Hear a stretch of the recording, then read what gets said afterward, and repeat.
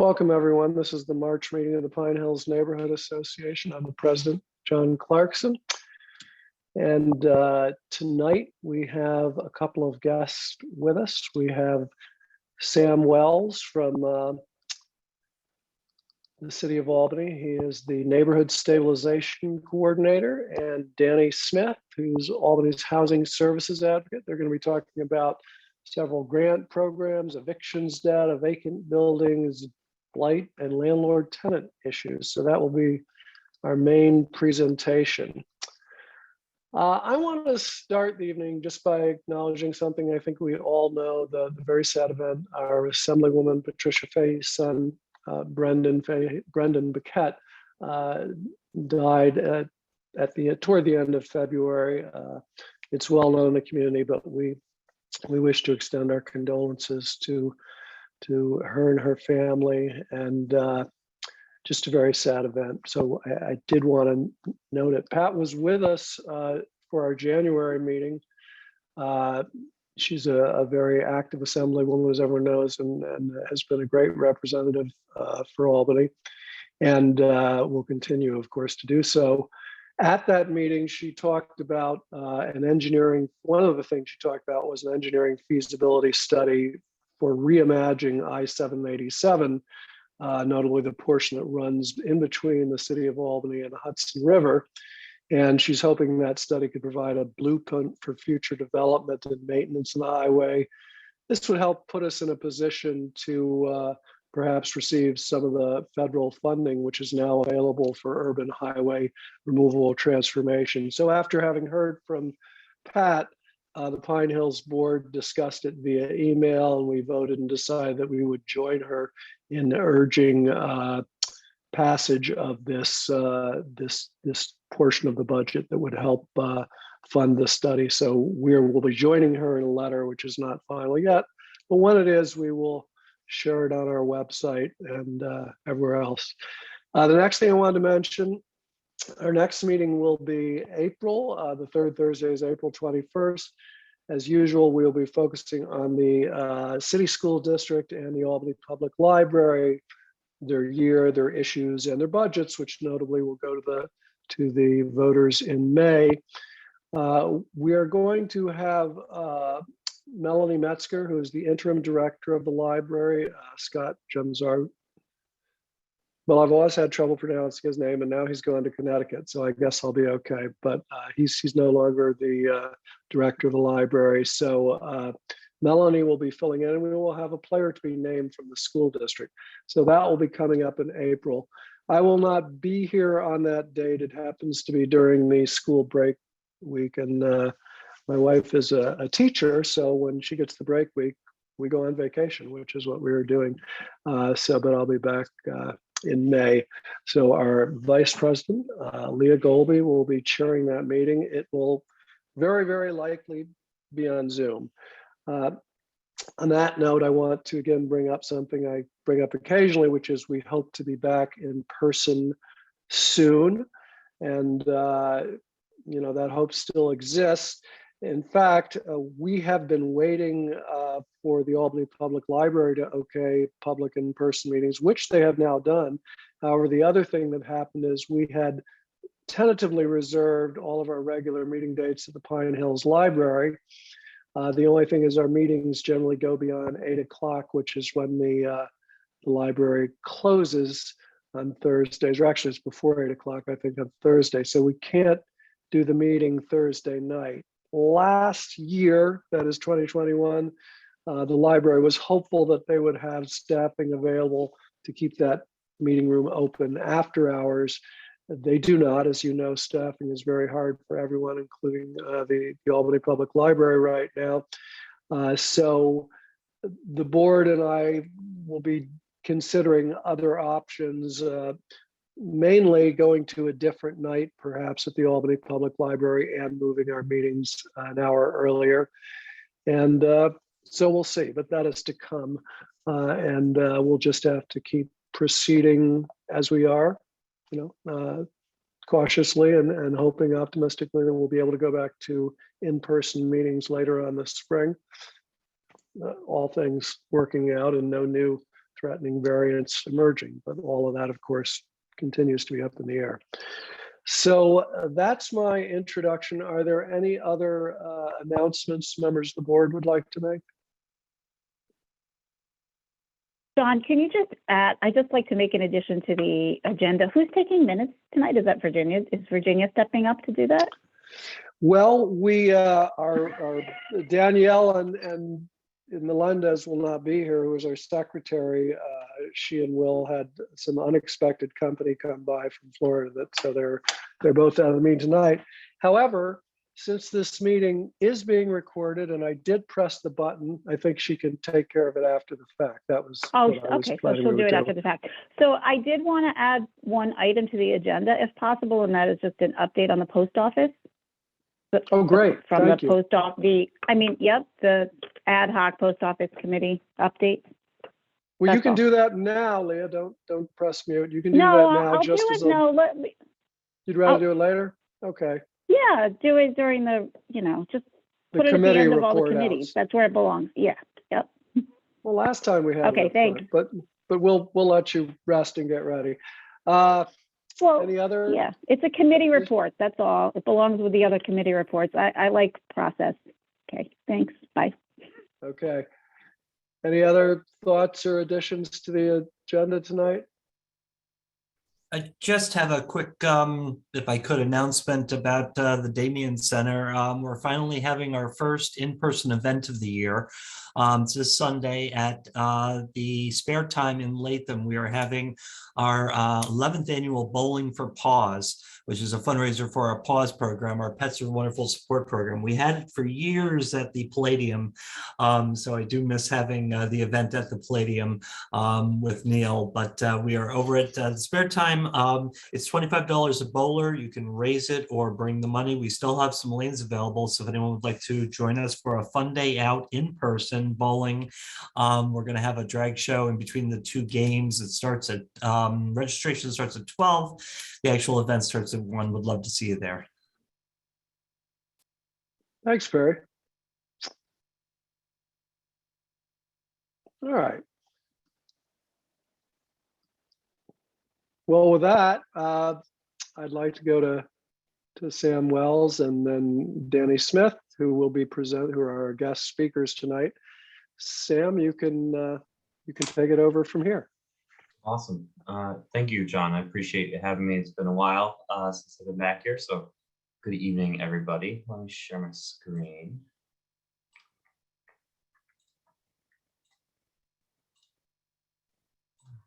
Okay. Can everybody see that? Awesome.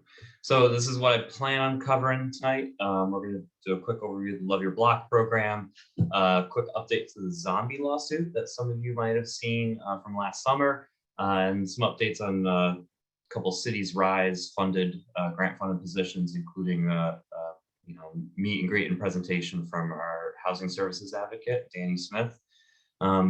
Before we jump over to Danny Smith, to Danny at the end, there'll be a quick space for questions, of course. So if there's any particular vacant buildings that are bugging you, or any questions, there's a perfect, I'll leave a spot in for that. So first, just a quick overview of the Love Your Block program, which you may have heard about back in September. We were awarded a competitive grant through Cities of Service at Johns Hopkins University. It's another initiative funded by Bloomberg Philanthropies. It provides communities across the U.S. with money for small mini grants to reduce blight and allow neighbors to sort of propose their own projects. Grants this year, you can see who else won. It was competitive, but they had enough to give out to 8 cities across the U.S., including one other city in New York, White Plains, who we're pretty familiar with. And so the quick details on it, our goal, the grantor required us to, obviously do something around blight, but wanted us to be more specific than that. And so our goal with this is to provide neighborhoods with small scale front facade repairs, block cleanup opportunities, and assistance in activating vacant lots.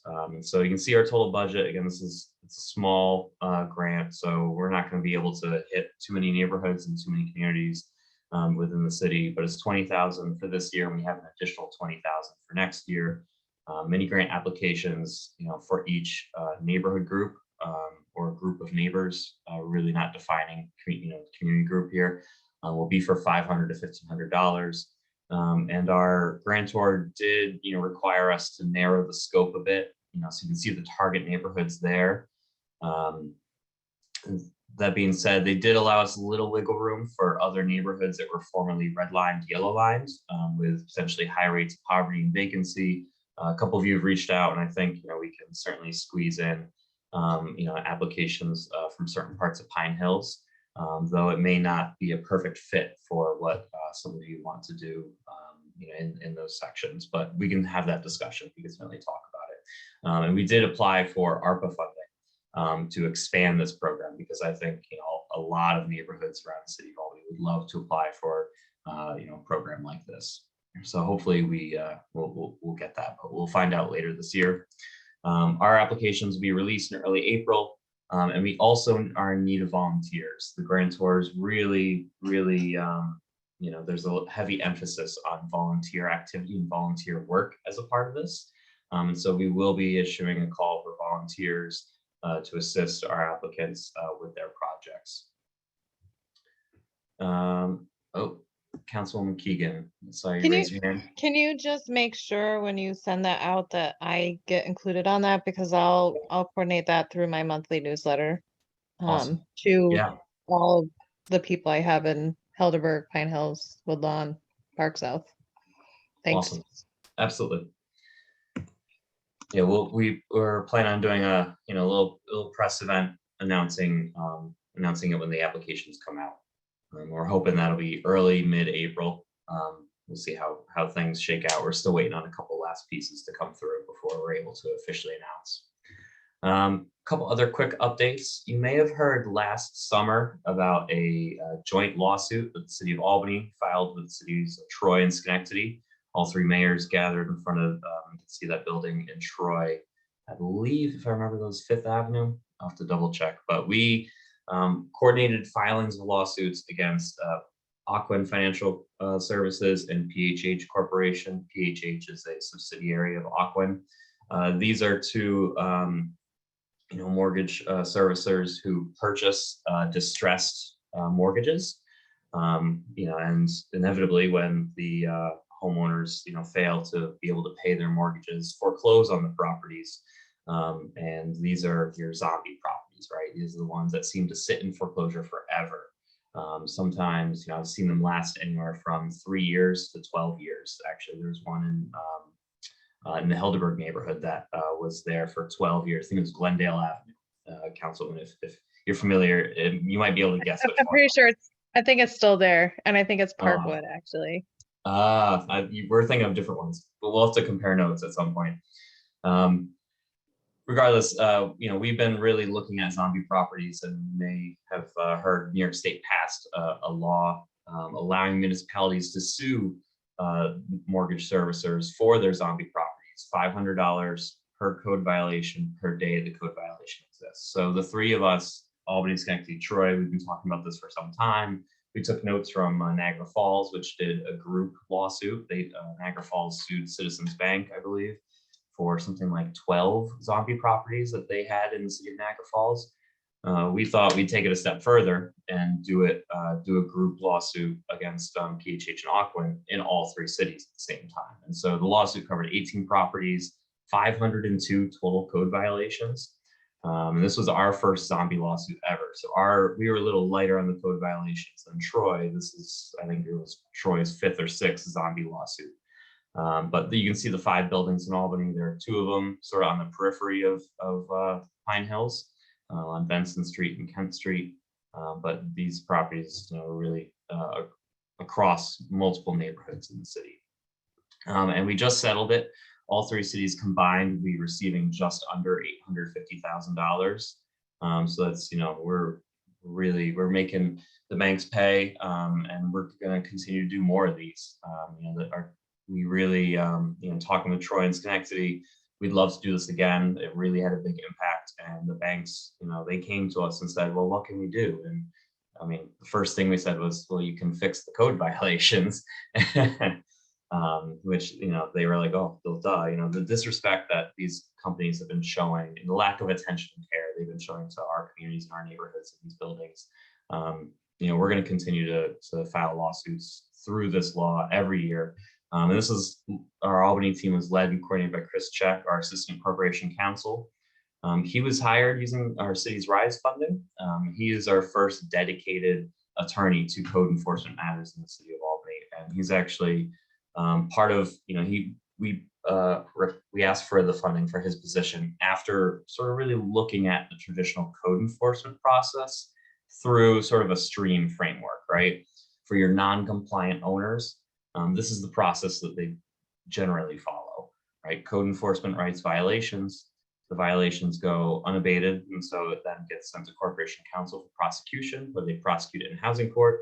When we win in housing court, as we often do for non-compliant owners, housing court issues a judgment, which Corporation Counsel then has to go back and collect. Really simple, streamlined process, minus all the and ifs or buts that often happen with these cases. So we were looking at this process and, the lead up to Cities Rise, we identified Corporation Counsel as one piece where the stream was a bit narrower than it should be. It was a little bit of a choke point. We wanted to release, really harping on the stream metaphor here, but really wanted to release some of the backup and some of the flow and have it flow a lot smoother.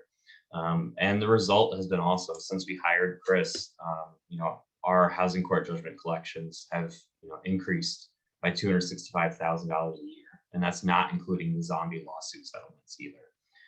So we invested in this piece of the code enforcement process, and it's showing dividends. The stick at the end of the process is swinging, and it's swinging hard. So we're really excited about that. And we are continuing to evaluate the process. And so here's the same stream framework, but with some numbers behind it. All right, so the Buildings and Codes Department does about 1,000 inspections on average a month. About 60 to 90 cases, roughly on average, get referred to Corporation Counsel for prosecution. Corporation Counsel, again, this is just Chris. Before Chris, it was split up amongst various lawyers and Corporation Counsel. We didn't ever get one lawyer's full attention on these, but he's handling 500 to 600 cases per month in all stages of prosecution, with an additional 250 to 275 awaiting prosecution as well. Housing court is really only able to hear on average about 400 a month. And those are general code violation cases plus vacant building code violation cases. And you can see, there's a little bit of it's still a bit of a bottleneck in the stream at this part.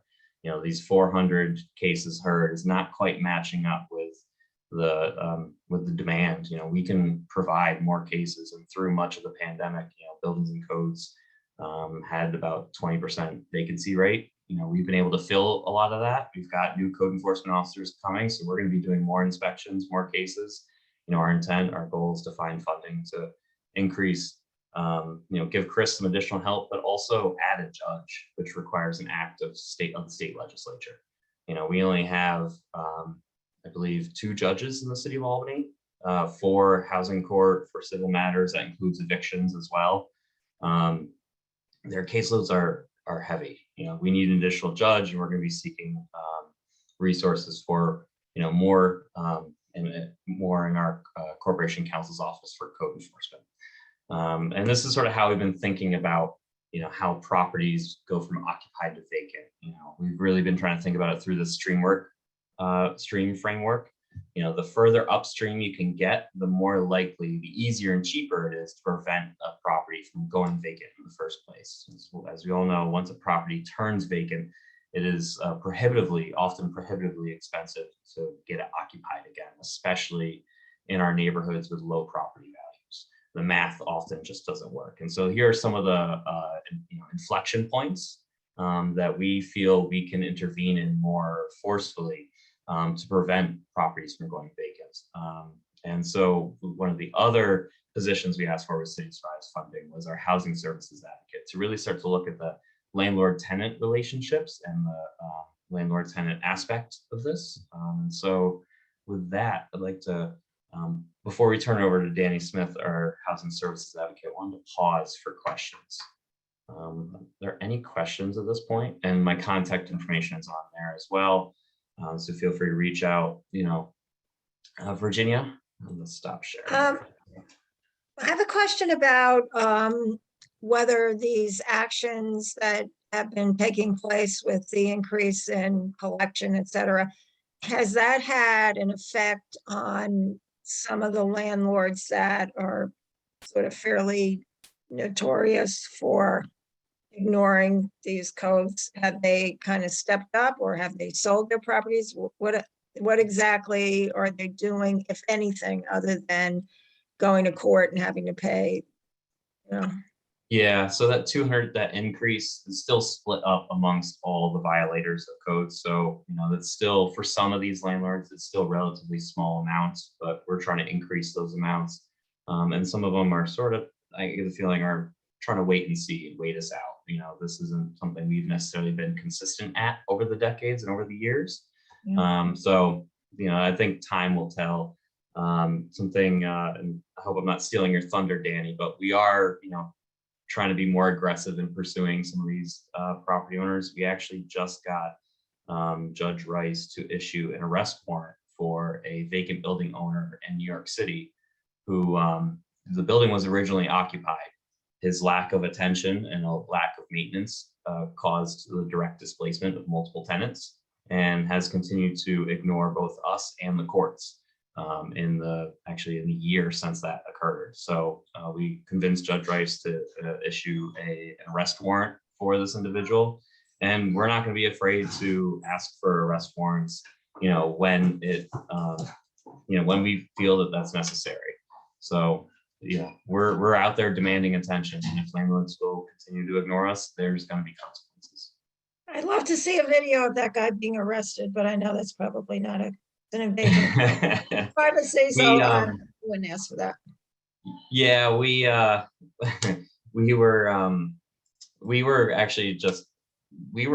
would be interested in just seeing the video of when we personally served him at his work. Danny actually did a ton of work tracking this guy down.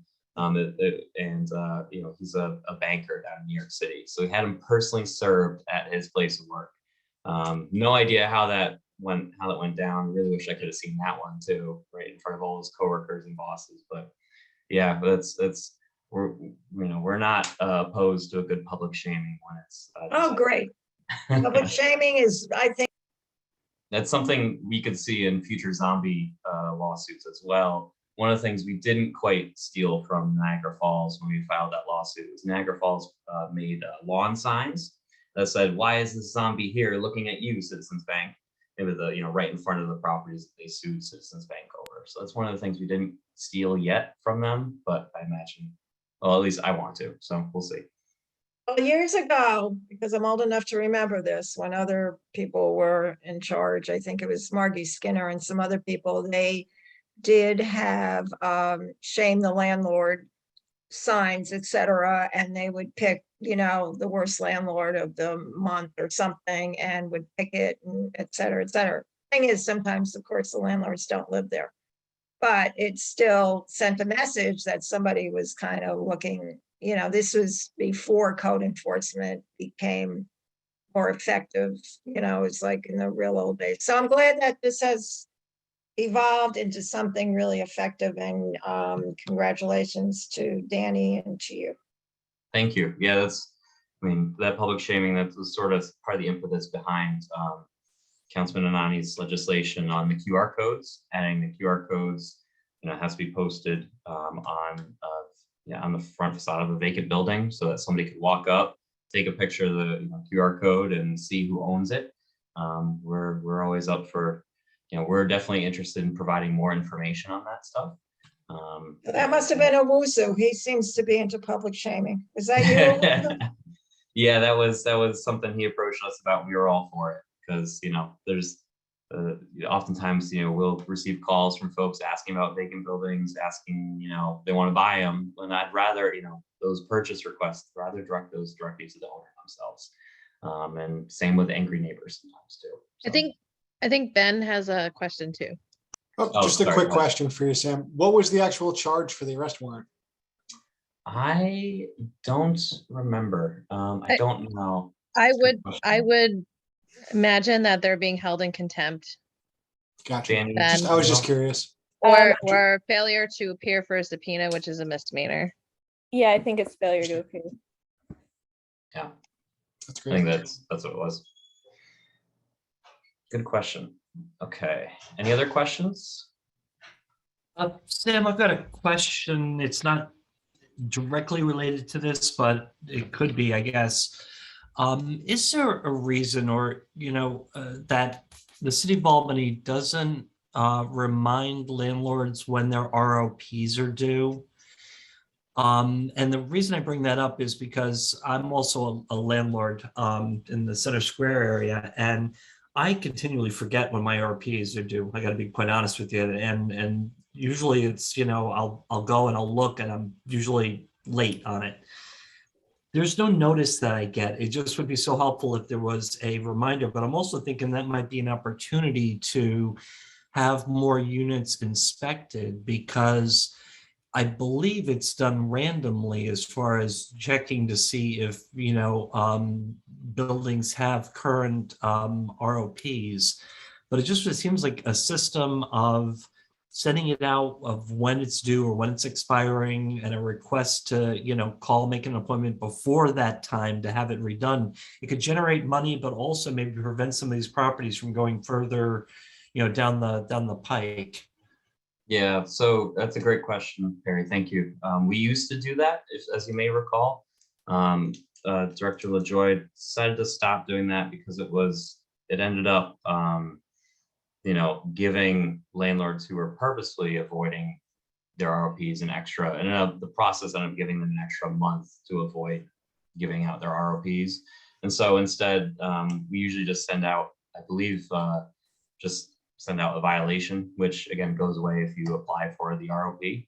So it's pretty harmless, but it shortens the period. So instead of waiting 2 months to start the case and get it to court, we're now only cutting it down to 1. So the violation serves as the reminder essentially, though it's not quite as gentle as some people would prefer. But I think that was the case because we were sending out quite a lot of mail and postage, and it wasn't really having the effects that I think some folks wanted. So, but it's something, definitely talk about that with Director LaJoy. He's always willing to listen and take And input. Sam, this is supposed to be cleared up, I believe, by part of the new renters' rights legislation in the city of Albany, because those ROPs are now supposed to be physically posted in your buildings. So the expiration date should be viewable to your tenants. And so it's also a matter of ensuring that we get up to speed ultimately on tenants, ensuring that their landlords are doing that component of the law. Yep, correct. And we One should, other- we just got an upgrade on our code enforcement software too, that'll help us make sure, we're automated in that sense. So when somebody's ROP expires and they have to come in, we're on top of it, and we're not, letting that slip because nobody noticed. So, a good question. Not to pile on here, but there's another aspect of this, is that fully half of the operating rental properties in the city of Albany don't have an ROP and never had an ROP. So those who are not on the list can't get a reminder to renew their ROP. So it's kind of one of the arguments against doing this is that sending out reminders to those who already have them is, nagging the people who are probably not the worst offenders by any way, shape, or form. So it was said as that legislation was being debated that there would be efforts made. And I know, Sam, you do a lot of things around vacant buildings, and the police do things around houses where there are return calls and known problems. Our code walks identify them. So there's a good way to focus in that way, but we still have a whole heck of a lot of properties that are for rent and never get an ROP. So those are really the bigger, I guess, problem than Perry occasionally forgetting for a month, I think, right? Or 2. Yeah, well, this is actually a really good segue. So, this is something Danny and I have been working on and thinking about a lot. hope I'm not stealing a little bit more of your thunder, Danny, but we've been, one way we've been trying to identify some of these properties, John, that you mentioned, is by looking through police calls, actually. So anytime the police get called out to a property with a landlord-tenant trouble, we automatically check it for an ROP. And if it doesn't have an ROP, well, then we set up an inspection for that property. Last year, I think, Danny, correct me if I'm wrong, but we identified a couple hundred properties without ROPs just through those police calls alone. And we're continuing to look at that. So without further ado, we should probably hear from Danny, and then we go back to the presentation. Thanks. So Danny, all yours. Thanks, Sam. Do you want me to share it off my screen or do you want to use yours? He's going to have to use his because I Okay. didn't make you a co-host, so he'll be doing totally it for you, Dan. Okay, thank you. So my name's Danny Smith. I am the City of Albany's Housing Services Advocate. So I'll just share a little bit about what I do, as well as a couple of the projects that I'm working on. So in general, I usually say that I work with landlords and tenants to resolve the issues that are impacting them. So I work on renter occupied housing in Albany, sort of as a counterpart to what Sam does with vacant buildings. So some of the projects that I've been working on in the year since I came on have included the Good Neighbor School. So this is essentially an education program for landlords and tenants, and I'll touch a little bit on that in a moment. I also do a lot of community outreach, more so in the spring and summer, of course, but I like to go out and just sort of show up in different places, be a presence for the city, as well as letting people know about available housing programs, services, resources that are available, just to kind of spread the word. The city obviously has our own grants for homeownership and home repairs. So that's one example of a program that I would be spreading information about. We also were really involved with outreach for the emergency rental assistance program last year as well. I also do provide direct assistance to landlords and tenants, whether that is referring them to other resources if it's something that I can't help with. But I do sometimes get involved and end up in the middle of those situations where I might be mediating between where maybe I'm working with a landlord and then I'm also working with their tenant, trying to kind of bring them to a resolution for whatever the issue is that they're dealing with. And then finally, I also work on research projects and compliance. So I do work on compliance with the Rental Dwelling Registry, the ROP program. And I'm involved with Sam in finding some of those properties that don't have ROPs. We have a number of ways of doing that. Like Sam said, we do track police calls for landlord and tenant issues. We also check the areas surrounding when we have shooting calls, and then we also do block reviews or just do them at random if we get a complaint.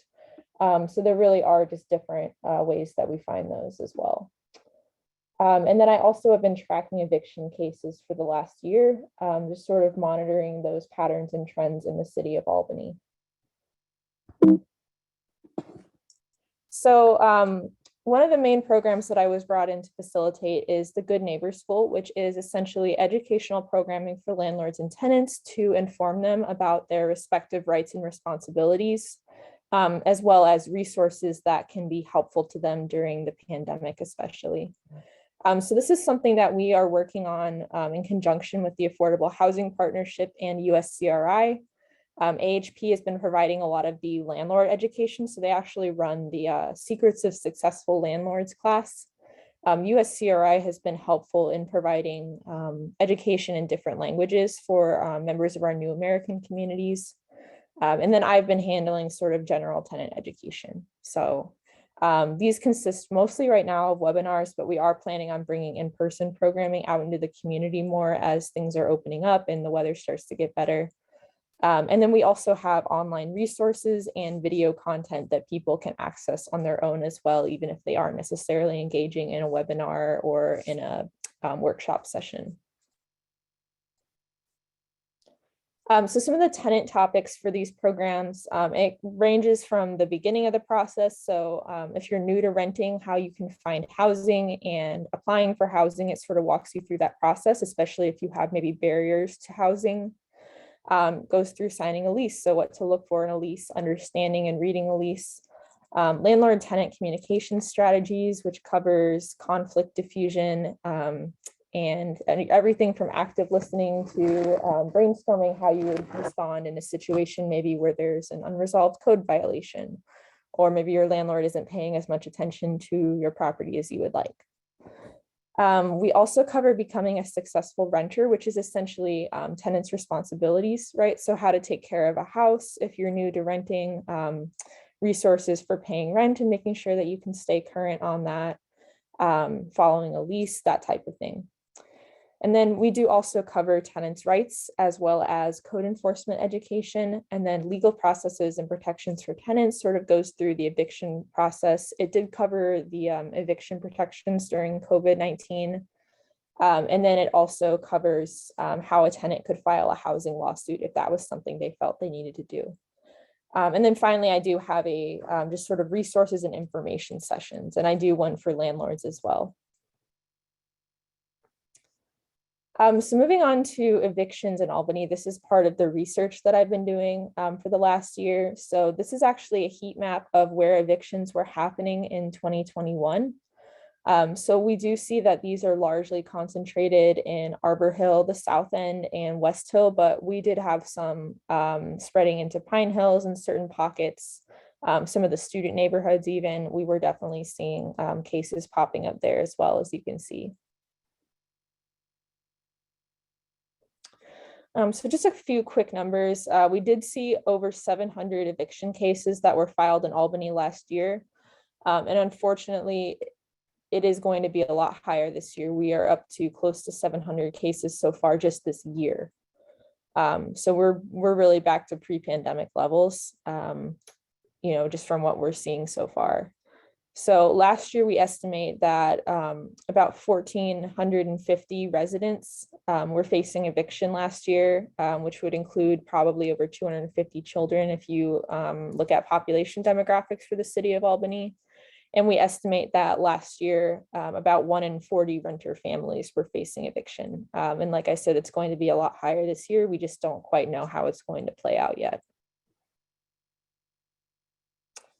So I did want to touch on, if you know anyone who's facing eviction, maybe if you are working with somebody who is facing eviction, or even if it's a friend or a family member, I just wanted to touch on how you can respond in that situation. So we always say the same thing as if you're facing foreclosure. The worst thing you can do is to do nothing. So I usually will tell people to pay attention to any deadlines or court dates, write them down, put it in your phone. The reason for that is that if you don't show up to court, you won't have an opportunity to share your side of the story.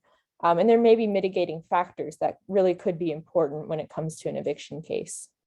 I also tell people to see if maybe there are some steps they can take to fix the issue that's led to the eviction. So if it's a non-payment of rent case, you could try talking to your landlord about a payment plan or applying for rental assistance through an organization like United Tenants. If it's a lease violation eviction or a holdover, you maybe could see if there is a way that you can correct the lease violation to stop the eviction.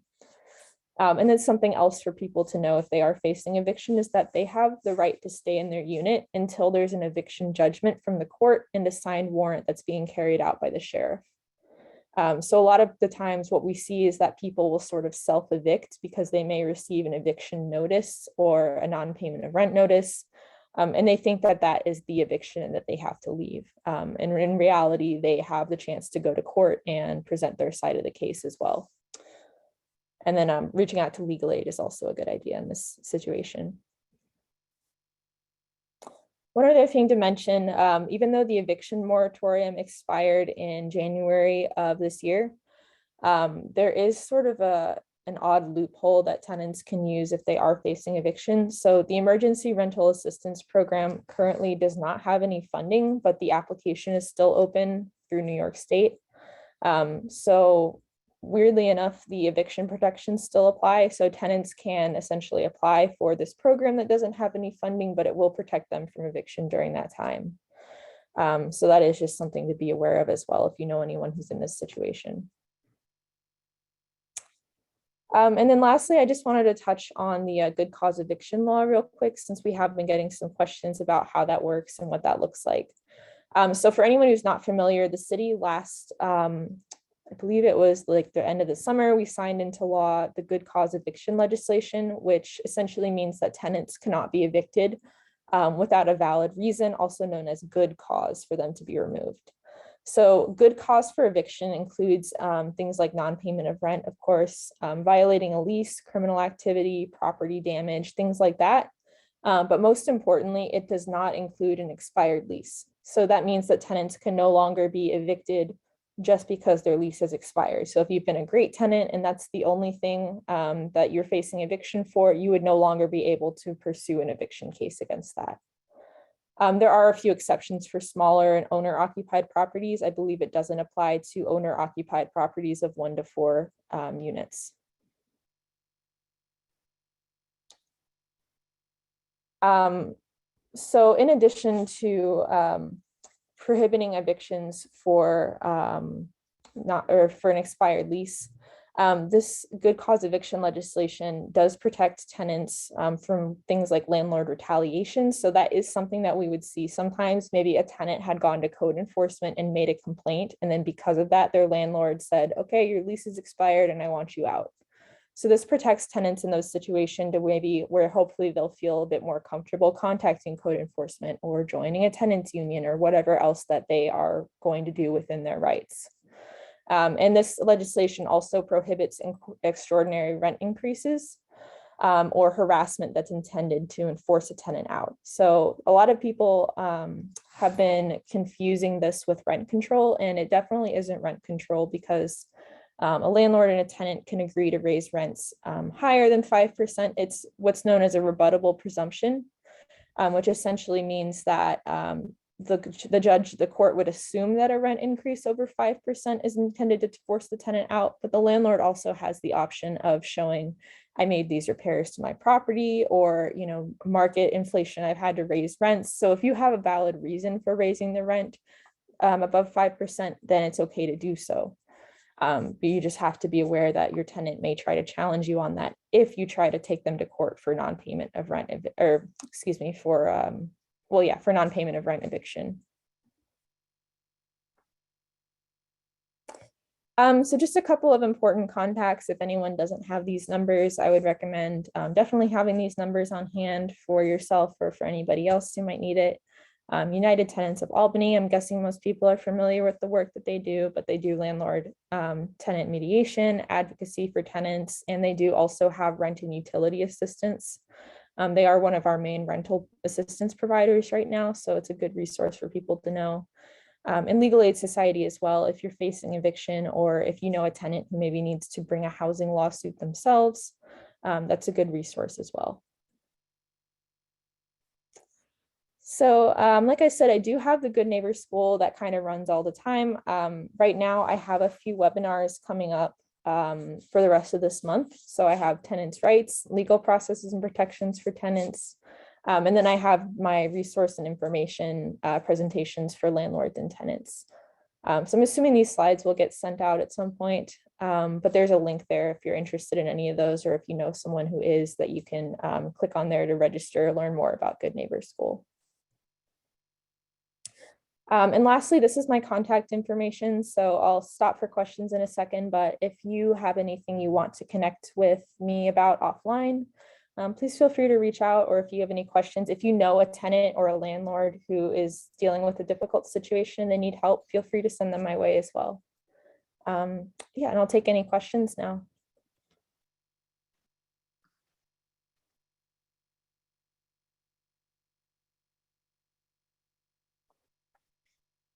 I think Sam got all the questions, so that's fine with me. I don't see any hands up. Nope.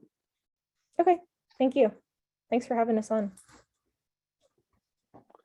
Thank you, Danny. Nice presentation. Well, I guess then you guys are free to leave, Sam, Danny, unless you'd like to stay, but we recognize you have lots of other work to do. So we'll totally excuse you if you leave from the Zoom meeting. But thanks very much for coming, and we appreciate it. Thank you all. I might stick around in the background a little bit, but you know, it's so If you guys need me, I'll leave my contact information in the chat in case I leave before the meeting ends. But thank you all for having us. I really appreciate it. Yeah, same We here. don't have chat, Sam, when Danny, but we'll certainly put them in touch with you Okay. Okay, should that need arise. So thanks again. So now we're going to go to our regular committee and officer reports. And Leah, would you mind leading off this section since you're the new addition and the hot news, the post office committee? You'll need to unmute. Oh, yeah, that's important. So it's not really hot news, but I just wanted to let everyone know, just remind folks that we do have a temporary post office located in the neighborhood.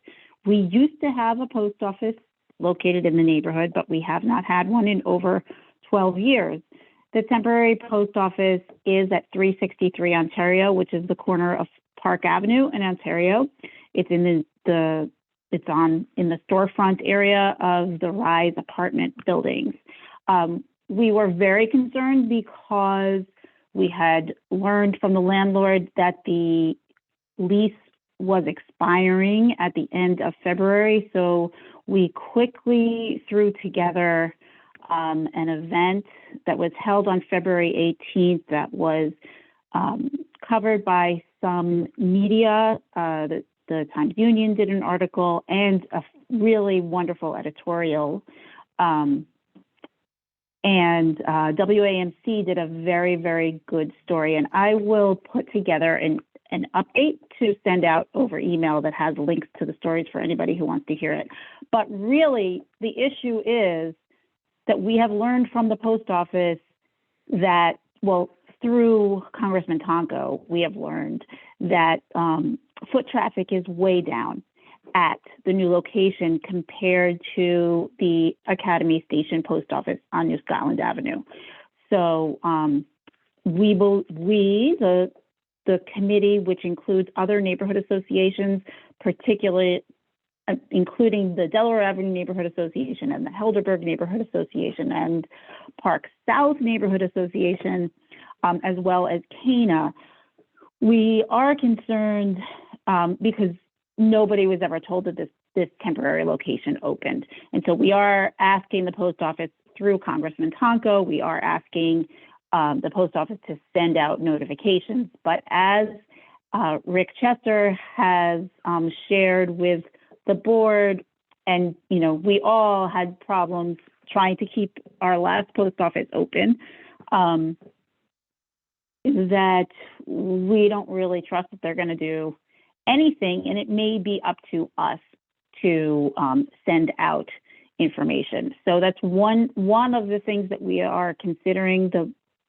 The multi-neighborhood association post office group is figuring out a way to fund sending out notices to people in a catchment area. The other thing, so lastly, I guess I just want to kind of close with this. Two really important things. Use the post office, tell people about the post office.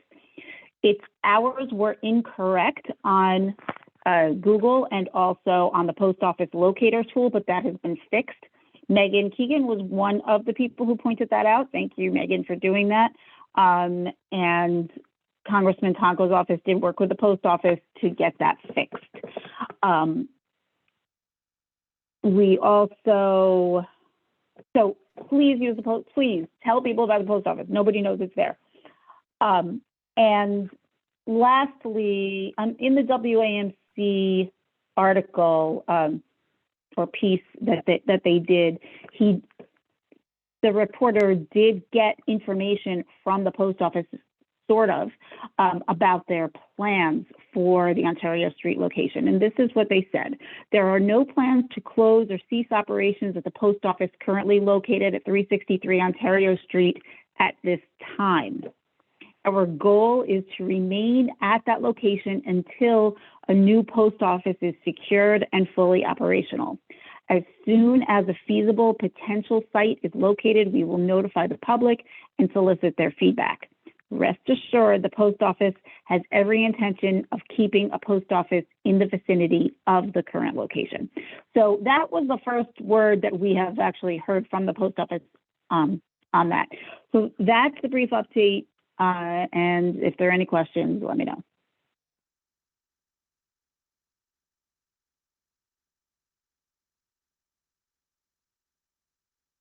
Okay, we can move on to the next. Great, thanks, Leah. Committee on University and Community Relations, Luke. Hey, everybody.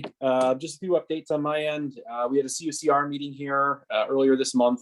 Went very well. We had several of our county legislators speak at the meeting and kind of talk to us a little bit about what their legislative priorities were moving into 2022 and some of the concerns and issues in their various districts. Our next CUCR meeting will be happening in April, second Thursday of the month, 7 o'clock via Zoom. Feel free to let me know if you would like an invite. I'd be happy to send you the link. All of our students are currently on spring break, so much to Sergeant Peterson's chagrin. They will not be in town on Saturday to cheer on the parade, but I will, so I will be there. Our students will not. When they return from break, there will be a slight adjustment to our COVID-19 policy. Right before they left from break, we had lifted our mask mandate in our buildings with the exception of classrooms, right? So in our classrooms, they still had to have the masks on. In the campus center and other buildings where they're not sitting right next to one another, they did not have to wear their masks. When they come back from break, as of March 28th, we will be lifting that mask mandate in our classrooms as well. Our women's basketball team, hooray, we get to cheer them on tomorrow. They are unfortunately a 16 seed, so they will be playing number 1 Louisville, but we believe they will win. And so 6 o'clock tomorrow, there is a watch party at City Line, and it can be streamed on ESPN, I've been told. And so we will be watching, and I hope you will too, to cheer us on. Codes Walk will be happening tomorrow with Rick LaJoy and a few others. We'll be going through a portion of the Pine Hills area on that walk, and we'll be noting anything of concern, along with Molly McGuire and her team from DGS. And then the last update that I just wanted to share is our big event, which is our large day of service university-wide, is going to be on April 23rd, Saturday. And if you have any community service, ideas, sites that you would like to see staffed with student volunteers, please let me know. We are looking for community sites to have our students volunteer at on that day specifically. We hope to host our Pine Hills Neighborhood Association cleanup on that day. I have not sprung that on Leah or Carolyn or Will or Danielle yet, or even DGS, but surprise. And that's the day that we're kind of shooting for right now. And so we'll see if we can make that work. But otherwise, like I said, please let us know. We'd be happy to send some students your way. If you can have, if you have some events that you think of that you could use them for. And I think that's it. Any questions? Luke, can you just repeat that date? Yeah, April 23rd. Okay, thank you.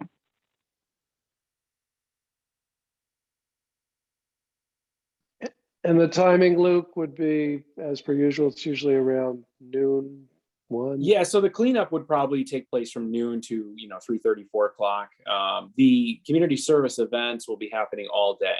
So we've already got close to a dozen that'll be happening on campus, which start at any point in time from 8 o'clock in the morning, and they run up until about 5, 6 o'clock in the evening. And then we have some community sites already aligned for us. And so depending on what the site is and who's going to be staffing it, it can occur in the morning or the afternoon, whatever works for our community members. Great, thanks very much. Believe it or not, we got an email question about this from someone who wants to help out the cleanup today, and I didn't know it off the top of my head, so I'm relieved to learn that it was because you hadn't announced it yet. But yeah, send them my way too. We'd be happy to keep them updated with any news on the formalization of that event. Great, we'll do so.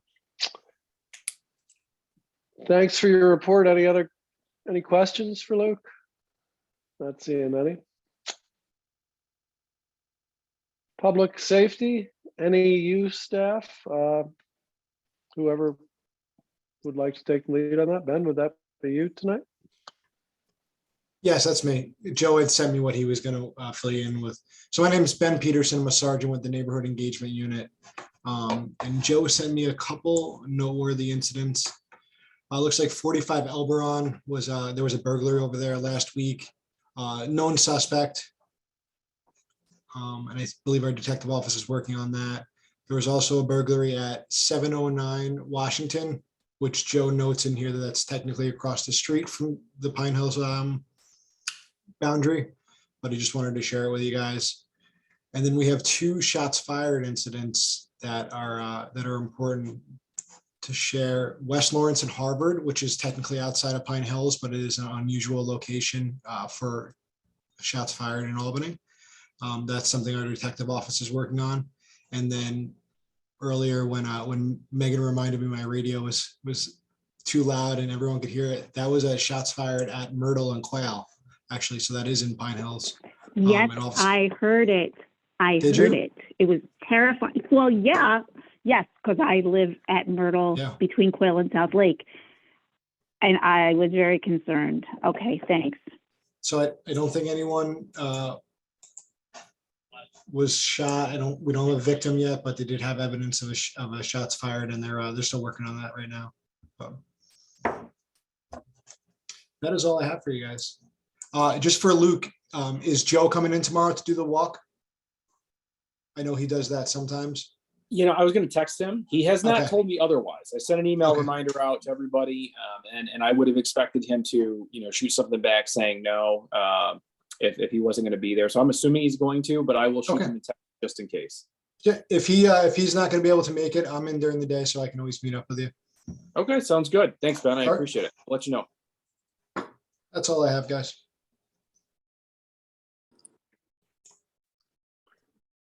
Okay. Good evening.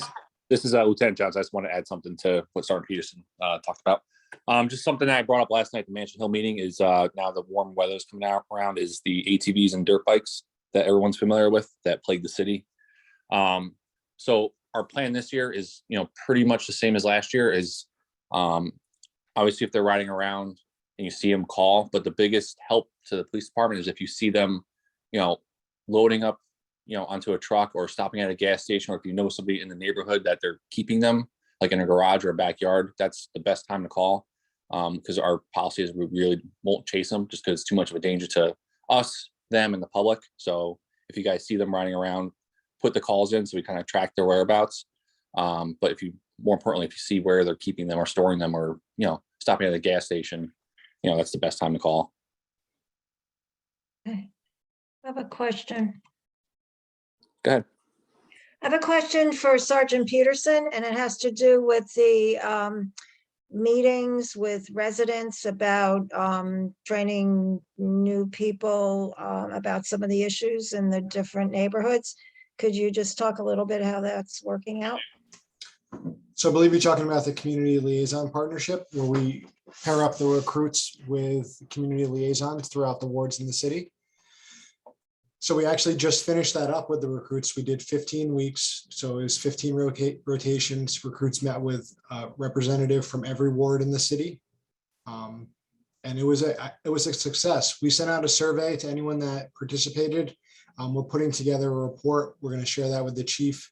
And then we'll also send it out and share with some of the community liaisons.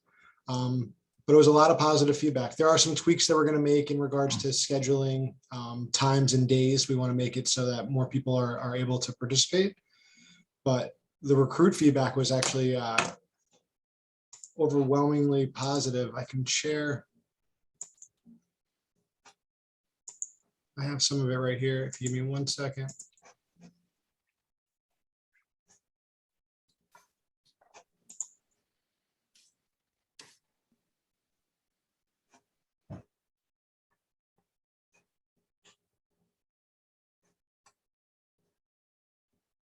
You don't have So- the ability to do a share screen, just to let you know, Ben, sorry. Okay.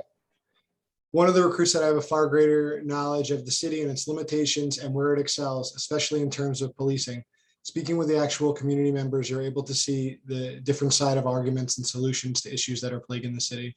So that was just one comment from one of the recruits. I thought their feedback was very articulate and well put together. And Megan was one of our community liaisons. She can probably attest to the process. And I'll send out the survey responses to the group. But It was a really great program, and I will say for any of you folks who are Pine Hills, but technically Ninth Ward people, Tim Geisel, who coordinates the program, did reach out to me this week asking if there's anyone interested in signing up to be a community liaison, even if you're not in the Ninth Ward, if you're in Owuzu's district or Alfredo's district, wherever it is that you are. If you're interested in participating, please feel free to reach out to me, either email me, text me, and or email my city address, and I'll coordinate setting you up with Tim Geisel for being one of the volunteers. thank you for that. Yeah, we're always looking for volunteers because we do a rotation, so everyone gets a chance. Oh, I have a follow-up question for that is, have you been able to get a diverse representation of neighborhood people? Because I think that was an issue with, the 10th ward at some point that it needed, or every ward actually, that there should be like a diverse representation basically of people who met with the Yeah, that is why we split it up into wards, just because we wanted to make sure we captured every area of the city. I don't have the demographic or the breakdown of the actual volunteers, but I can say it is very diverse. Yeah.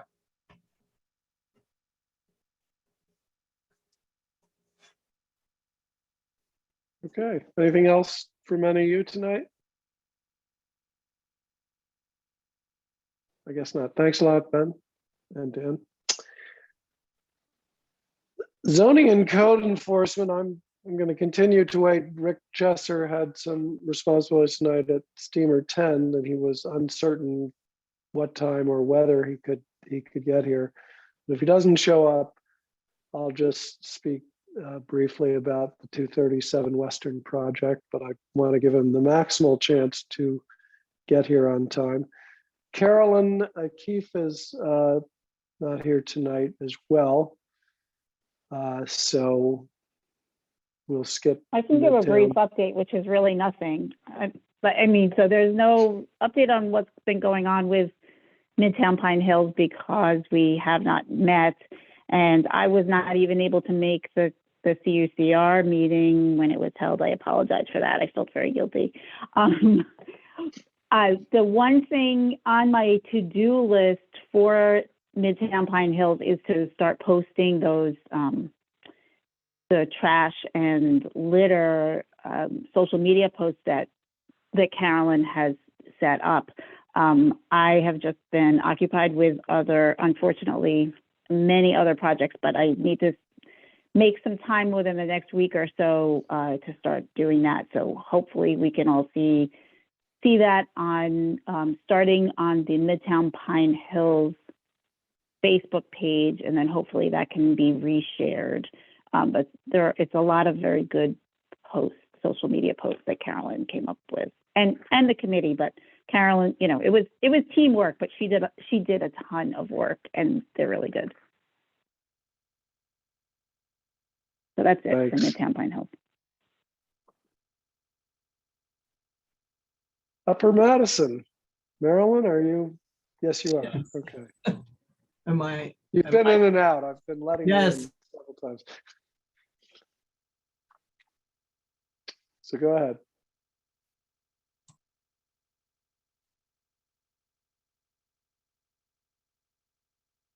Marilyn is muted.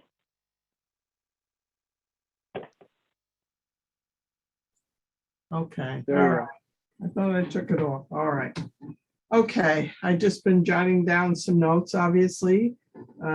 Spring is here, so that means we're gearing up for action. Virginia, as usual, is really keeping us on our toes and has picked up our lawn concert signs. We're hoping that we'll be able to have our regular lawn concert series beginning probably, we hope, sometime mid-July. Brett Sears is already working on getting groups to perform. And we're hoping to meet soon with the folks at the Elks Lodge, Dan Sleesman, who, and we're hoping that they will continue as they did last year to MC and sort of coordinate the event. We're very, very pleased with the nice turnout that we've had for our Pine Hills film series, thanks to John Hammer and his attention to finding all of the best films that we can get and to creating a nice variety of films for people to see. Our next one is April the 14th. That'll be The African Queen, 7 o'clock at the Madison Theater. It's free, but we do like it if people can donate a little something, because it helps us to purchase films, do publicity, give the Madison Theater a little bit as well. So that's happening. And the street fair, we're meeting at the end of the month. And we're probably going to be needing some people to take over some of the major roles that we have at the fair. Virginia very generously handled and her assistant John, I should say, handled the rummage sale, and we made almost $900, which is really quite spectacular. But anyway, we need someone for that. We may need someone for a couple of the other groups, probably someone to coordinate the volunteers and possibly even the raffle. So if you know anyone who might be interested, the fair has been going now, we're in our 11th year. So if you know anyone who'd be interested, it really is a wonderful thing. And I think we've established ourselves having it every year. I think we set a date, the end of September, Virginia, is that right? October 2nd. Oh, it's October 2nd, sorry, okay. All right, so we have a date for it, and the steering committee will be meeting regularly, and then various other people can join at any time. Virginia, I believe you mentioned that you've been in contact or are going to be in contact with the Verstandigs about the planters and the flowers for the summer. Yeah, as many of you hopefully noticed, we've had some really nice planters that were a partnership with the Albany Parking Authority, who donated 9 planters. And for the past few years, we've been contracting with Verstandigs to plant them and then deliver them probably around the first week of June. And they look really nice. The issue is, the cost. So part of the money that we raise at the street fair goes toward the planting and also the watering, which is obviously very important. I also want to mention, and I don't know if we talked about it last month, but there's a plan for the juniors block to totally redo that. It's supposed to start in April. All the brickwork, or most of the brickwork, will be replaced in concrete. There'll be not all new trees, because apparently they don't want them to be planted too close together, cause some issues. So there will be trees. They will be planted in the same kind of material that is on New Scotland Avenue, in terms of the special porous material that keeps down weeds, supposedly, and also absorbs water. So it doesn't require a lot of watering. And then, so that's going to be good. It's supposed to be done before the sidewalk season starts. And so that area will be safer because a lot of that brickwork was coming up and it was really not very practical, especially around the trees, because it wasn't ADA compliant, et cetera, et cetera. So next year, we're supposed to be, or DGS is supposed to be starting on the Price Chopper block. And so we did put in a grant for some funds, like everybody else in Albany, apparently, every Tom, Dick, and Harry. So I don't think we have a really great chance, but it was a useful exercise because it helped us really focus on the nature of the project. And so hopefully there'll be other granting opportunities or funding opportunities for us to apply for, because the project, will require, even though we have a partner with the parking authority and DGS is doing some of the work, we are going to need money. And we'd rather not have to do big fundraisers. We'd of course like to have it given to us, like who wouldn't? But anyway, so I think that's. Have you guys done the Capitalize Albany Facade? No, not the facade grant, the I can't remember the name. It's the Amplify Albany grant. No, the only one we applied for was the rescue funds. So Amplify Albany may be a good resource for you guys. It's not a lot of money, but it is like a $15,000. Well, we'll take that. We would take that. That would be a significant addition to, because it's not a hugely expensive project. It's just beyond our means. Yeah. So as long as it's like a specific project that ties into kind of the lifting up of that business district, which is, clearly that is your focus by and large. Absolutely. I think that would fit. And so if you guys need any help walking through that process, please feel free to reach out to me. The other thing I just wanted to note with the ARPA funding is that one of the components to all of the folks, I am one of the people that signed on to do all the extra work of reviewing grant proposals. But one of the extra tasks that we are assigned is actually looking at if it doesn't quite fit with our intentions for ARPA, does it fit with some other grant mechanism that is available either in the city of Albany or Albany County or local foundation grant, and providing those applicants with that resource and referral. So I would say that most of the folks that applied for ARPA funds, even if they are not asked to continue with their grant proposal, because we're in phase 1, and there's going to be a second phase with a much more fleshed out grant proposal program. They should be getting feedback if there are other funding mechanisms that may be available to their projects. And so I would say that a lot of the smaller dollar projects are likely going to see referral back that way, just so that you guys are all aware. That would be great, and we certainly welcome your assistance. So just keep that in mind. And if you want some help walking through the Capitalize Albany grant opportunities, I am happy to set up a time separate from this meeting to kind of walk you through that.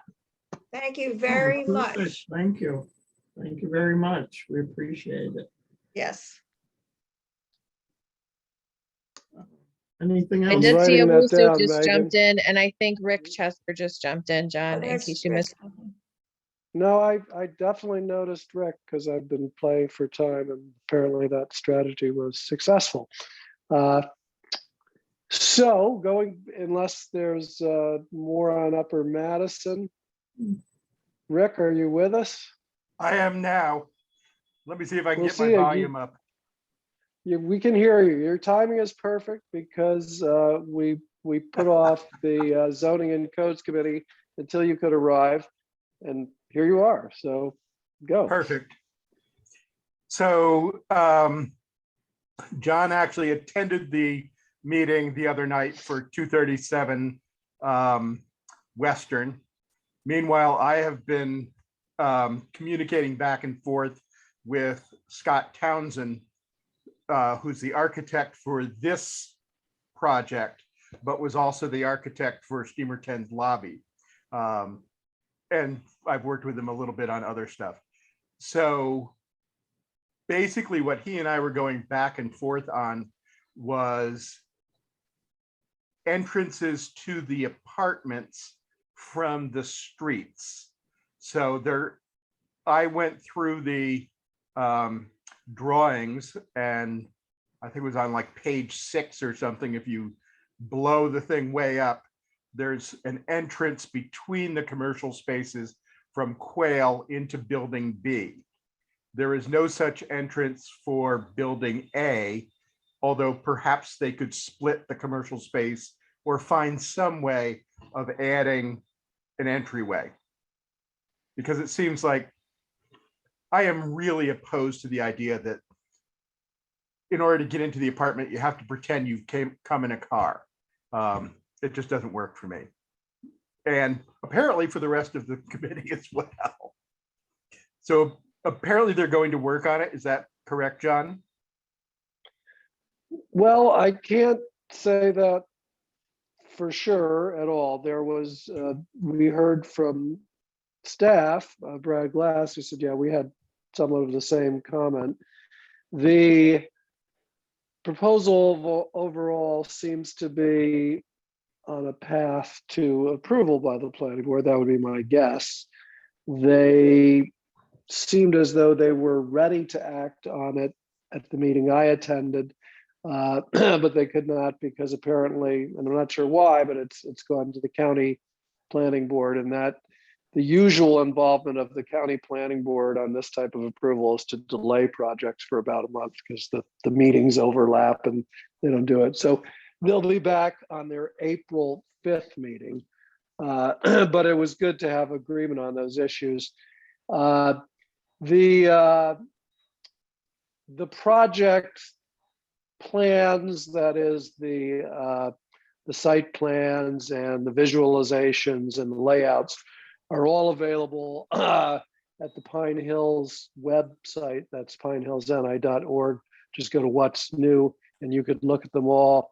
It's a hard project to visualize it. Most people hear the number 237 Western, which it's really less on Western Ave than in between Western State and Quail. And actually the frontage of the building, the B building, in terms of frontage, it's got a lot more than the A building, which is the one on Western. So they all connect in the back with what was going to be a parking garage and now is surface parking. But it's, if you know that area, it's kind of downhill. It's below the grade level of both Western and Quail. So not only you have to walk down a sidewalk, a pathway from the sidewalk, you're also going downhill a bit or uphill if you're coming up to the street. So that's why it would be great to have instead direct access from the street sidewalks. But you don't know, often the projects change a bit after they've gone through approval too. Little wrinkles are made. So I think the point is getting through. Also, I think the other problem with the county planning board was that there weren't enough members on it, and the county legislature had to appoint more. Which is always a Well, delay. of course, when you there don't should be actually have more a permit. members with more stipends. That goes without saying, right? It's the county. You got it. Sorry, I'm throwing out a little bit of thought there, provocative thought. Yeah, any other projects before the committee at this moment? I think Leah had her hand up. Her hand Yeah, up. I have my hand up. I don't know if, Leah. Yep. yeah, okay, hey. Yeah, I just also wanted to note that, I'm trying to lower my hand. Okay, now I'm trying now. Hi. Oh, I also wanted to note that one of our members did send an email out to the listserv with concerns about this project. And the overall concern was with the demolitions and the process for the demolitions. But what I wanted to say that one piece that really to me was a take home was concern around how there was nothing in the application saying that there would be any salvage of materials and or donations to Historic Albany. And this is something that the Zoning and Code Enforcement Committee did discuss. Somebody from Historic Albany did reach out to us, though we never managed to connect to discuss the issue. We did try to. However, the committee still discussed the fact that we wanted to be sure that we let the planning board know that we would like Historic Albany to be able to walk through any buildings before they are demolished and for donations to happen. And we discussed that with the person who we met with, who's not the main developer, but he's part of the project team. He's a relatively new member of the project team. And he, I believe, was going to take that message back. And I think, John, you said that this was also brought up at the meeting. It was, and I think it was the architect who was speaking at the time said, yes, they are working with Historic Albany and will be going through that process. But for that and the person who sent out to the listserv was also didn't like basically the architecture, but that was also a large part of the dislike of the project. I think, as people know, this project has been around since 2019. And after the initial review, the Zoning and Codes Committee gave recognition to the board approved support of the project. And I think we did so actually a couple more times as it changed. Even more than that, we had a public meeting. We had a public meeting. I was going to with get neighbors. to that, Leah. Yes. Yeah. Yes, thank Okay. you, but- That was before we approved it or anything. That's like, Right. that was an early part of the process that people were invited to come to a meeting. I just want our members to know that the process was very open. We made every effort to include people early. It was in the process. indeed one of the biggest meetings I think I've ever seen that we had. We had a lot of interest in coming in. It also is a topic that has come up several times at our meetings because people are kind of, well, where is this building? It's generally speaking, although there are always concerns, we'd like it, I suppose, if none of the houses had to come down and if everything could be preserved, but having new housing in an area that, frankly, Quail Street has been declining for a while is very important to Midtown and keeping the whole of the city whole, if you will. We need more people. We always need good housing. And it would seem this would be providing those in great quantity. So it could be, we think, will be a very, very positive thing for the neighborhood. But there are always other views. And yes, we do share those. That's why we have our Google group. Everyone can share those. So maybe both you, Leah, and Rick have mentioned sort of some additional concerns. When I presented on behalf of Pine Hills our continuing support for this program, it wasn't news to anyone because we've written several letters. We've showed up at several planning boards, and I believe in the IDA meeting, saying that we support the project. But we do have, since the planning board can't be acting before April 4th, if the Zoning and Codes Committee wanted to send sort of a more detailed, precise, after the fact letter to the planning department and planning committee, I think that would be a good idea. I don't think we need to do another resolution, but just passing along those concerns that you were raising tonight about the entryway and about the preservation of materials which should take place. Does that make sense, do you think? Rick, Leah? Sounds good. And All I right, think I Virginia think- still has her hand up. Yeah, I Okay, was just Virginia. wondering, since this message did appear on the Google group, whether anyone wanted to respond is in terms of some of the history here and how this has been looked at. It's just not something new that popped up and we arbitrarily decided that we were going to support it. I don't know how much it's general information among our members that this is a long process and we have been engaged in it, very thoroughly. It might be worth sort of setting the record a little straight in terms of some of the details of how we went about approving this. And who would want to do that?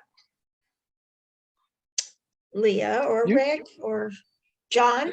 I can be I a w- I part was of going it. to say, you sound motivated, Virginia. You could do a draft, but here's one thing I was just one. If you read I'm sure you did read the note from the individual was mainly on their own. They in fact thanked us, the association, for putting out the information because they probably hadn't seen it. So if we send that message rather than responding to that person and making it sort of a back and forth, we should just do it firmly on our own. Some people have raised concerns and there are always concerns about development projects. Here's what we've done, and let people know again that they can, see all the details and the visualizations on our website. I've found, and you may have too, when you describe this project to people, they go, huh, what, where? Because it doesn't really make sense. Most people don't know that there's that sort of unoccupied area other than for parking in between Western and State and Quail. It was actually filled quite creatively in the design of this project. So I think it's a good idea.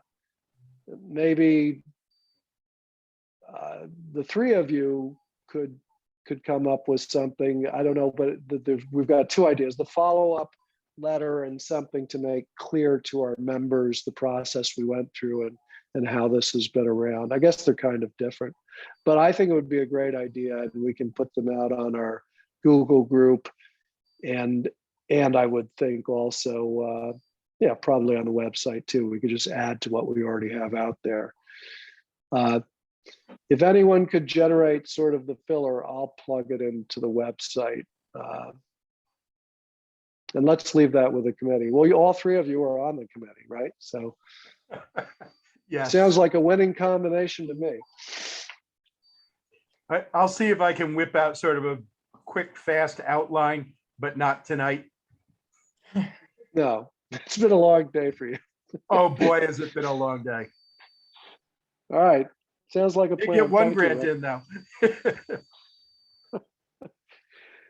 now. Okay. Let's see. Having lost my pointer here for a second. I think we've done, other than folks who are not here, we've covered everything on the agenda. I wanted to say, and this is primarily for the board, as you recall, I think somewhere back around January-ish, I said we'll be getting together for one of our board only meetings, retreats we've called them in the past, to talk about boring things like procedures and more important things like goals for the coming year. I might have said that was going to take place in March. Obviously, it's not now, but I will send out a invite or a doodle poll for a date in April, because I really think we ought to do that. We do have a lot to talk about, including procedures, membership, and a number of things like that. So look forward to that coming soon. I never forget about things, but sometimes they take a little bit longer to quite get to. So, and we should talk about another big topic for us is going to be, shall we think about moving our third Thursday meeting date to take advantage of when the Pine Hills Library can accommodate us? And we'll have to weigh that. I'd love to have public meetings, and we can do it right now. I don't know, 2 months from now, we could be, back in a different and bad situation, but you have to be optimistic and keep trying. And I really think it would do us all good and do the association good if we can get in some public meetings this spring. So I'd like to try and do that. That's all I had to say tonight. Any last? we have, Oh, we haven't yeah, gone there- to the, there- yeah, thank you, usually thank the- you, thank you. Yep, I know, we haven't gone to the elected officials. Give me a yeah, chance. they okay, weren't on the thank you. agenda either, but Well, I've shortened the agenda. And actually, well, we do have Megan Owusu here. I don't believe we have any of the county legislators. That's why I felt so I could speak up liberally about the the tendency to put more people on boards and give them stipends. But with that, let's go to we'll go to Owusu first, since we've heard a lot from Megan tonight, and then your turn. Give us your updates. Thank you, John. And I was looking at the agenda. I'm like, damn, John, you trying to get rid of the elected officials already? But Well, you only popped in at the end. I mean, it has to be said, right? Gotcha. You timed it well, though. I'll give you that. No, I appreciate it. And with right now, most of the elected officials, particularly myself and Megan, they say be careful what you sign up for. I'm actually on the review committee for the American Rescue Fund's application review, and there's quite a few nonprofits in our city and other entity businesses and other organizations that are really interested in some of the funds that are available. And it's a lengthy review, and it's really wonderful organizations that all applied, and they have their vision. Not going to go into too many details, but that's been taking a lot of my time over the past couple of days. But I'm definitely going to make sure. Fortunately, I'm not reviewing the Pine Hills, but I'm pretty sure whoever's reviewing it understands that organization is doing a wonderful job. So I'm real excited about that. This Friday, I will have the council on the corner. I know some people think that COVID-19 is over, but we're still going to be giving rapid test kits. To be honest, I'm actually trying to get rid of the 200 that I have. It's crazy. I wish we had it, I wish we had it a couple of months ago when it was really, everyone was calling for it. But currently I have about 200. If you need some, I could drop it off at your doorstep, or you could stop by on Friday at 5 o'clock at Madison and Ontario, right on the corner of Powell. So help me get rid of them, all the 200 rapid test kits that is available. Again, Summer Youth Employment Program is it's up and running. So those who are interested, or if you know anyone at the age of from 14 to 18, tell them to apply. And also this year, they're looking for new businesses who might be interested in taking some of the students. They're looking for non-traditional organizations and also businesses that typically reach out to them if there's a business in a neighborhood that would like to host a summer youth employment student. You can reach out to me and I'll connect you to Parks and Recreation Commissioner Jonathan Jones. But they're really, they're off to a good start. We have over 200 applicants, and looking at the past 2 years, they're saying that this is a really good number, and at this time of the year. There's a new barbershop that just opened right where the Fixed Cafe used to be. He's planning on having a ribbon cutting when the weather gets a little bit much better, sometime mid-April. And it's right at the corner of Madison and Ontario, next to Madison Pizza. He's really excited. It's going to be a barbershop and a salon for those who are interested. He's currently open and is looking to do a ribbon cutting sometime in the fall. So I'll keep it brief, and that's the report at this moment. As relates to legislation, some of the things that we're working on, my colleagues, we're looking to have more oversight of commissioners. for them to come in front of the council every 4 years for advisor consent whenever there's a new election. Yeah, it was just introduced last meeting, and they went to the Law, Building, and Codes Committee. There are some council members who have some concerns, and we're looking to make some amendments. But every 4 years after an election, current commissioners will have to come in front of the council and tell us what they have been doing, and also what is their vision, just to have open dialogue as relates to moving forward. And many of my colleagues support this legislation. We just have to figure out some of the languages and just make a few tweaks. So that is it for the moment. I also worked with Councilmember Leah Goby to pass a resolution, particularly to make our neighborhoods safe for pedestrians. And this a whole bunch of state legislation, and we passed a resolution encouraging the state to do the right thing, particularly when it comes to pedestrian safety. So that is it for now. Thanks, And Elizabeth. I will just add to that. So the law that Owusu was referencing that would change the structure of how department heads are appointed is local law A. That is something that if it is passed by the Common Council would go to referendum. I also wanted to give you guys a heads up that local law C has now gone to committee. So the discussion around the development of the public safety committee will be happening. And I encourage you guys to at least go back and watch those recordings to kind of see what's going on in terms of the development of that legislation. I believe the committee meeting, the public safety committee meeting for that is coming up on March 24th. And on Monday, the council will be voting in a slew of appointments to various city commissions, including the reapportionment committee, which will be dealing with how districts are going to be redrawn in the next election cycle. The Human Rights Committee, which predominantly is dealing with resource and referral for human rights complaint here in the city of Albany, as well as oversight of our equity law. And correct me if I'm wrong, Owusu, I think there's also appointments to the Historic Resources Committee and Planning Committee and BZA coming up for a vote, correct? That is correct. Okay. Just so that you guys all know, and everything else that he said is all happening. And congratulations to Owusu on getting the crash victims' rights done unanimously. I think the entire council co-signed on that one, correct?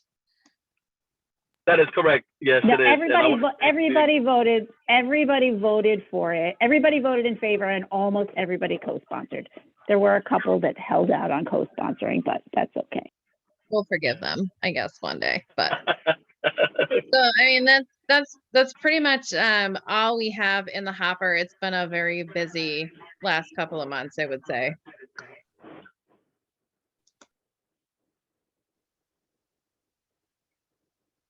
Do you guys have any Okay. questions for us while we're here? Feedback, concerns? I have a question. Are there any major change? I mean, could you talk a little bit about who's going to be on the planning board? Or any, I mean, how many people are going to stay from before, and, you know, in other words, what's the slate? Are you allowed to tell us what the slate is? Yeah, it should be publicly posted already because of Monday's meeting. It should have been posted 10 days ago. So let me just pull up. It'll take me a second to pull it up. And what But do you, yeah, I think some of the people that were on there before are still gonna stay on there, like Martin Daly. That's the only one that come to me right now, but I believe wait that a minute, it's gonna- Martin Daly was on the BZA. I'm talking about the planning board. Wasn't he Oh, on? the planning board. I didn't see any Yeah. changes to the planning board as much. I think most of the people are going to be reappointments to their seat. So, Okay. am I muted or unmuted? I'm unmuted. I have it right here, Virginia. So John McEnany, John Myers, Aaron Tobin, and Lee Pinkney are up for reappointment or appointment to the Historic Resources Commission. And then the reappointment of Serena Joyce White Lake, Jeff Queen, Adriana Laban to the BZA. And then I believe Roman Kuchera to the Albany Planning Board. And I think that's it for the reappointments to those committees. But I just wanted to give you guys a heads up that one of the big things that the council's been dealing with is backfilling a lot of vacancies on various committees and commissions, some of which have not been able to get any business done because the vacancies left them without a quorum, so they weren't able to vote on anything or pass anything along to the council. So all of that is coming up at Monday's meeting. Okay, thanks. Virginia, is there someone you're really passionate about you want us to keep? Oh, yeah, I have a lot of passion for, well, actually, I Who like we should get Al. rid of? Who should we I get like rid of Al now? DeSalvo. I think he's done a very good job. And Okay. I've known him for a long time, and I think he runs fair meetings and he's taken a lot of flack, and unfortunately, but I'm happy to see that if he still wants to do it, that they would keep him. Yeah, most of those terms are staggered, so but it's important to know that the council is going to be voting on a slew of reappointments to various things that do impact planning and zoning and how the Historic Resources Commission interfaces with various projects coming in, especially through our neighborhoods. So I just wanted to give you all the heads up on that. Well, that's good. I'm glad that finally, these committees are gonna be able to function and not hold things up anymore. Thanks. Okay. Anything else, Megan, Elusive? No? All right. It would seem we are at an end. And thanks, everyone. Our next meeting will be in April, and I won't be there, but we'll see you at the next time. Thanks very much.